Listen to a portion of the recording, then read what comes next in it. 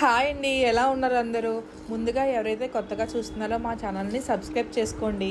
మా ఫ్యామిలీతో వాడిపల్లి వెంకటేశ్వర స్వామి టెంపుల్కి వెళ్ళామండి. మా చిన్న బాబుకి పటికి బెల్లం తులాభారంగా ఇచ్చామండి. దర్శనం చాలా బాగా జరిగిందండి.